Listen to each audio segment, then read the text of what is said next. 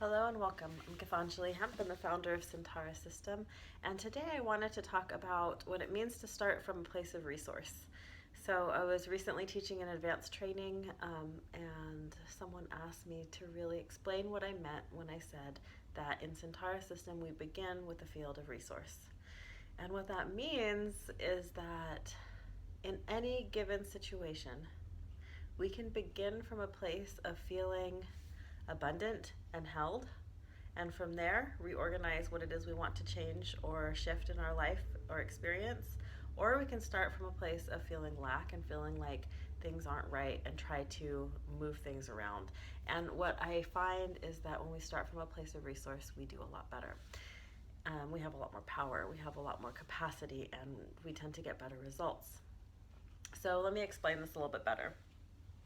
Oftentimes when I'm working with clients and they come in and I ask them as they're, beginning to settle in and rest into themselves, I'll ask them what they notice.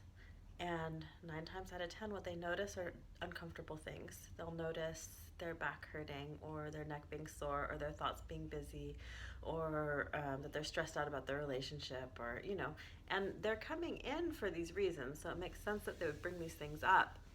Um, but most of the time, I think as humans, we tend to see what's wrong.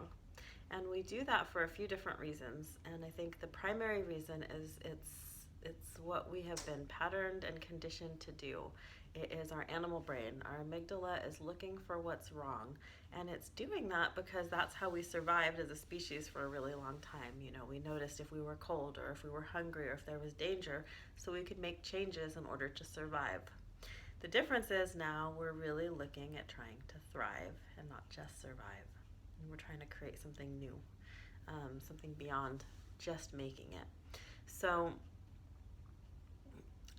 in that instance, when someone's in a session with me, I will invite them to notice what might feel good.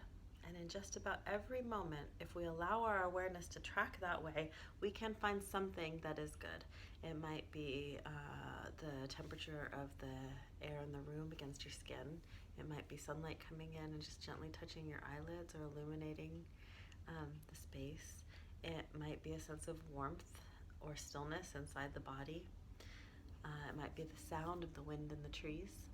So finding something that feels pleasurable and allowing that or a few of those things to begin to create a field of resource, connecting the sound of the trees and the wind to the beauty of the light streaming in, to the temperature against my skin, to a settledness I feel in the center of my belly. And then my breath starts to settle. And then there tends to be an expansion of that quality of goodness. And if we can really allow our awareness and our mind to allow that to happen and settle into that, our nervous system settles, it recalibrates. And from there, we can then tend to the places that are more difficult. We can then say, what else am I noticing? Oh yes, there is some tension in my neck. Can I sit with that? Can I be with that? And from this place of acceptance and of settledness and of centeredness, as we are with those less comfortable sensations, they can begin to transform, or we have a sense of clarity of how to help them to transform or how to be with them. And so that's what I mean by starting from a place of resource. And what happens is that we can grow and evolve and learn and maybe even be constitutionally set up to do this organically in certain aspects of our life. Kind of being optimistic or being able to think positively in certain ways. But the places that we will all have places that's harder for us to do. And it's definitely hard for us to do in places when we're triggered or where we're triggered or where we've ever had any type of trauma. So a trauma zone, we're always going to be looking from a position of non-resource. So if you've had a lot of relational trauma, you can apply this to your relationships. If you've had a lot of scarcity in your life, you could apply this to your finances. If you've had a lot of trauma of any sort, you can apply it to that area. So let's look at the relationship one. That tends to be kind of common. If you've had some sort of relational trauma, there's a way that when you look at relationships or the types of relationships that you experience trauma in, you will notice all the difficult things showing up first. And so perceptually, what might happen if you could reorient that perspective and begin to look at it, look at the relationship, the field of the relationship, look at all the dynamics and interactions that occur within that relationship, and build a framework of stability and resource. It doesn't negate any of the harder things that are happening. It doesn't mean that relationship's perfect or should stay forever, any of those things.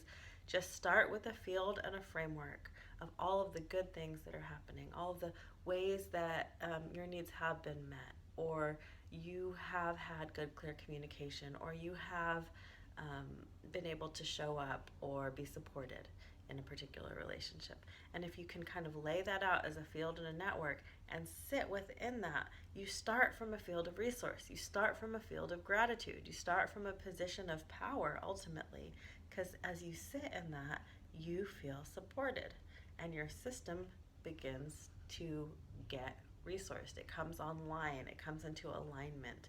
There's not distortion in how we're seeing things. There's not a push and pull. There's a stability and a presence.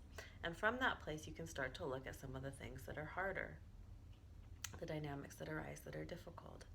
And you can start to see what you might like to do about that, or what your voice and truth is telling you about what you need more or less of. And maybe you have more clarity in how or what you would communicate. And what I will say is you might find that you're communicating the exact same thing you were communicating before, but when you're not coming from a resource base and resource field, it feels like an attack or a pulling need from the other person in relationship. And you're not going to get a lot of good results from that. So if instead you can come from an open-handed place, again, a place that's well-resourced, and you can share openly, you may or may not be well received, but the feeling and the potentiality for being well received completely shifts. And what will happen is as you do this, as you engage in relating in these ways, parts of relationships that don't work will begin to maybe fall away, and the stronger parts will rise up and fill up the spaces, or the entire relationship will fall away and healthier ones will begin to develop. So this is a really, really simplified way of talking about a field of resource. There's a lot more nuance and dynamic to it, but I hope that that's helpful as a simple introduction. Again, thanks so much. This is Gitanjali Hemp, founder and creator of Centaura System. To find out more, you can go to centarasystem.com. Thanks so much.